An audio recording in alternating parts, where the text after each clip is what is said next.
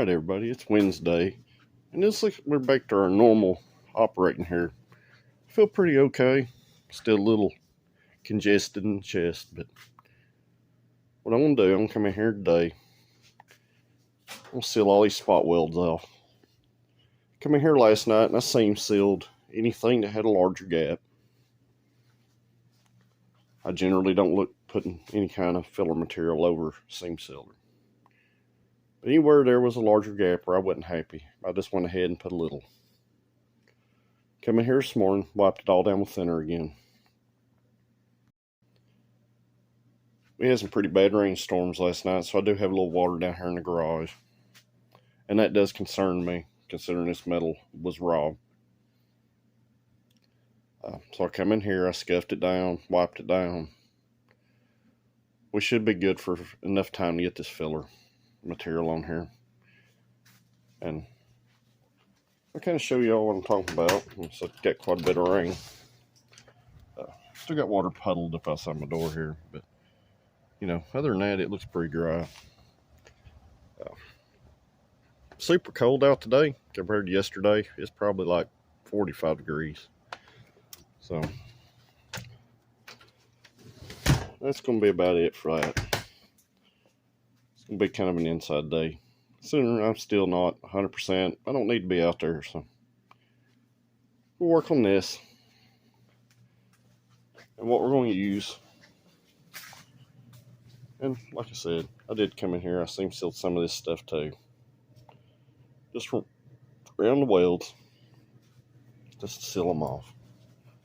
But what I'm going to come in here and use is this right here, which is a USC's all metal. I've had this for a little while. This stuff right here is not like your regular filler. This is like a fiberglass resin with aluminum in it. This stuff does not absorb moisture. Super important. I thought I was going to have to go buy some kitty hair or something, because this stuff has gotten ridiculously expensive. Used to, you buy this stuff for about $28 to $30 a quart. Right now, what I've seen, a quart of this is about 70 bucks. But what it kind of looks like, it does look like aluminum filled Bondo or like a JB Weld type material. So I got my hardener here. I got a spreader. Cut a little piece of another sheet metal out, just to use as a board. But let's go in here and get some mixed up, and we'll get some of these welds sealed up before they start to rust.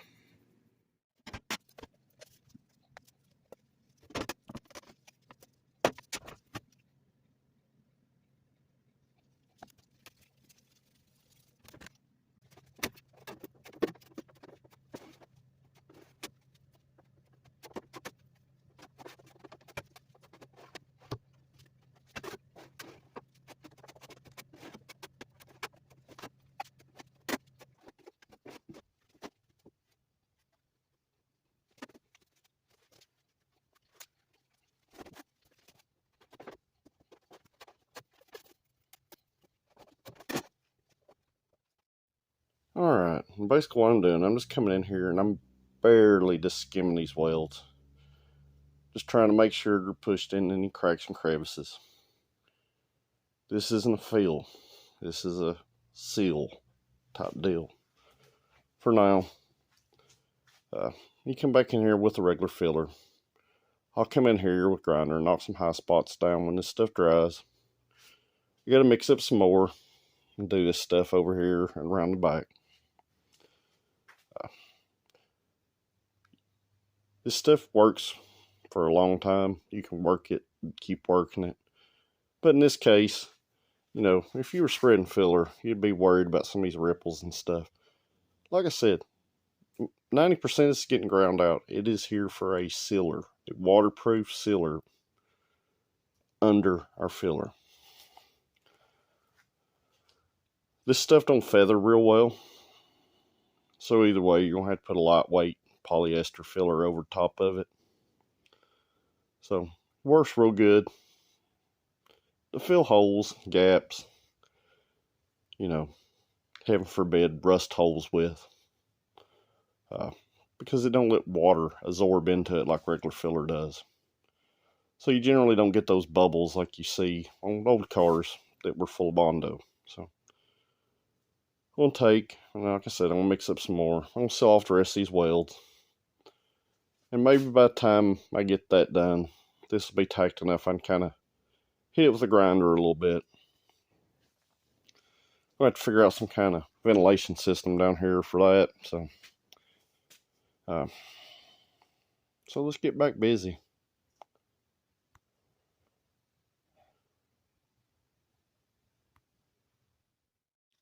Alright, I come in here. 90% of this, I got, like I said, it's just sealed off. Once this stuff tacks, it takes this stuff an extremely long time if you use the amount of hardener that they want you to. I usually double up on this stuff, and it still takes it a super stupid long time to dry. But that's fine. It's a good substrate. Real good quality stuff. There's some other versions of it. I like the USC stuff better. It dries harder than, say, your others, like your metal to metal. So, you know, when you're doing stuff like this, just use what you want to use. I like to use something that's waterproof. Kitty hair is waterproof also. It's in a fiberglass resin. You can get it in long and short strand. Kind of got a bad rap from all the hack jobs of the 70s and 80s. But it does work okay. Along with this stuff, it works good. I know it looks like absolute garbage in this video right now. But like I said, the point is, we're not hiding anything with this. We're basically coming here with a light smear. And we're just filling the little gaps between spot welds. Anywhere water can get between.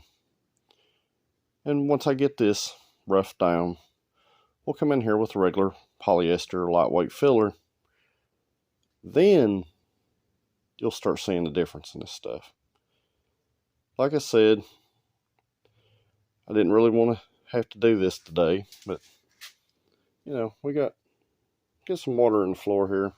And that's another thing about having a basement garage, technically. It sucks.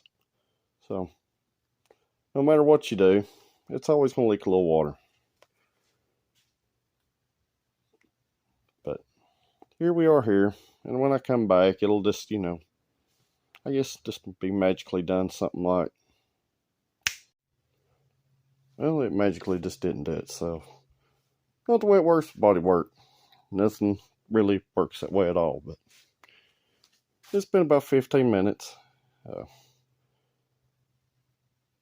Still a little tacky in spots. When this stuff dries, it dries like a concrete block. So you want to catch it in that time where it's adhered to your substrate, but yet not cured enough to be hard.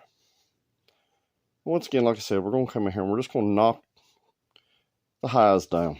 That's all we're doing. We're not going to be shaping, we're not going to be cutting, we're not going to be doing anything like that. We're just going to knock the highs down.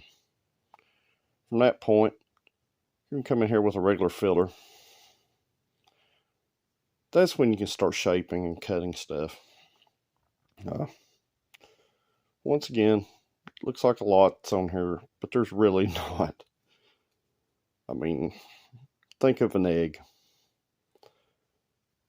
You know, I probably had 2 egg-sized lumps that I mixed up in total.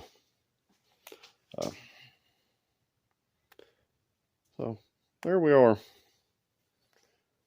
It's probably going to be later this afternoon before I can even attempt to knock the highs down on this stuff. But, like I said, we're kind of in a lull of stuff that's not exciting. Trying to push forward. Because, like I said, the weather around here is crazy. It's more than likely going to be warm enough to paint until the middle of December. It's been in the 60s all week. I've been sick. Today it's like 45 outside, so that's the way the weather is. So, like I said, I get this body worked up here. Just these panels. Do need to work on the top piece there. I'm not real worried about it because, like I said, it will be something that will bolt in separate, and it will be more than likely something that will bolt in on top of this. Same with the front wall. This can be something totally separate. It's not going to be molded in or body worked into the car. The only thing that's going to be body work or molded in the car is what's already in it right here. This panel comes out, and it will always come out.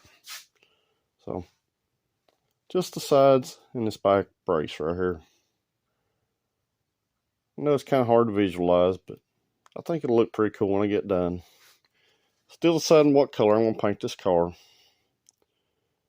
I do have lots of leftover paint from my green car.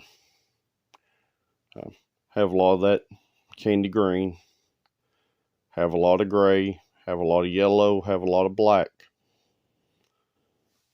Thought about just doing the car in like a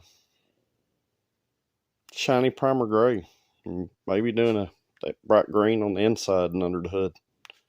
Not figured it out. The younger kids seem to like that kind of stuff. You get older, kind of like me, it's not so relevant. Just trying to do something a little different.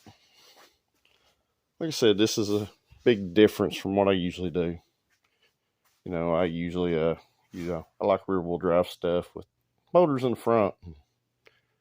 This is a rear wheel drive stuff with motors in the back. I don't know. But when I figure out what I'm doing, I'll jump back in this video and we'll go a little further from. Alright, and it's a few hours later. I'd come in here with some 36 grit and just kind of hit the high spots down. Like I said, we're going to fill this with a regular filler. That's what we'll use. Make sure everything's straight and flat. Everything's contoured properly. You always want to make sure you have the least amount of fillers you can in anything you do. Like I said, this is literally, like I said, this ain't even feathered.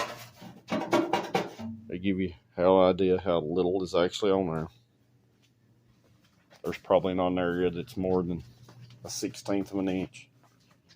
And at this point, we're going to come in here with some of this. I'm going to put a layer of this down. Then we can rough it in. So, let's get busy. Right here, I'm going to call it at night. It's starting to get late. But basically what I've done, I just come in here and I skim coated all this. Knocked down the highs with some 40 grit. Just kind of see what I'm working with. You know, you can kind of get a better idea what this is going to look like now. It's all basically one color. It's going to take another little small skim coat. There's not very much filler on this. I don't want anybody to think that it's just slab full. But if you look at your panel thickness here, you can see there's no buildup on that. So, just done this. Let's see what I'm working with. We'll skim coat this one more time. I'll come in here and I'll block all this out. Obviously, you want to watch out for material buildup. You don't want any kind of plastic filler like this super thick. So, thin, thin, thin. That's why it's important not to warp your panels. Try to get the best fit and finish you can get on this stuff. So, not bad for a day's work. Looks pretty good. You like this kind of stuff, just let me know in the comments, and like, share, and subscribe this, and I'll see y'all tomorrow.